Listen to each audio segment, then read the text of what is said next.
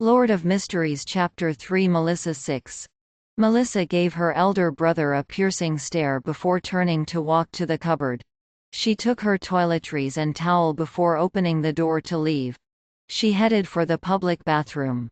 Why did her expression have a look of disparagement and resignation?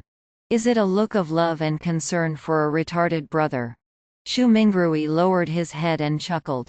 He closed the pocket watch's cover with a click before opening it again.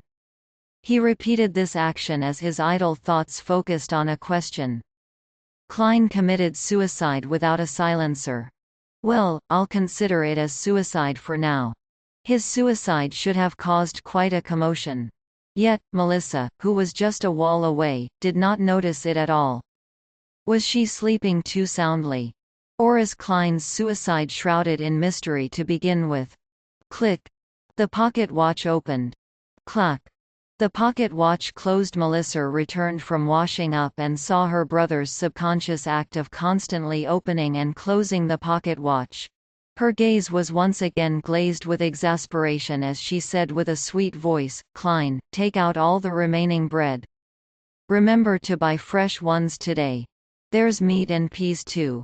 Your interview is soon. I'll make you mutton stewed with peas." As she spoke, she moved a stove out from a corner.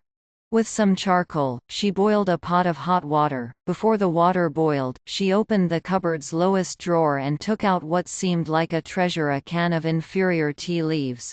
She threw about 10 leaves into the pot and pretended that it was real tea. Melissa poured 2 big cups of tea as she shared 2 pieces of rye bread with Xu Mingrui over tea. There is no sawdust or excessive gluten mixed in, but it is unappetizing. Xu Mingrui still felt weak and was starving. He forced himself to swallow the bread with the tea while complaining inwardly. Melissa finished eating a few minutes later. After she adjusted her black hair that reached down to her vest, she looked at Xu Mingrui and said, "Remember to buy fresh bread, all we need is 8 pounds. The weather is hot. So the bread will easily spoil. Also, buy the mutton and peas. Remember to buy them." Indeed, she was showing concern for her dull brother. She even had to repeat to emphasize it another time. Xu Mingrui nodded with a smile. "All right,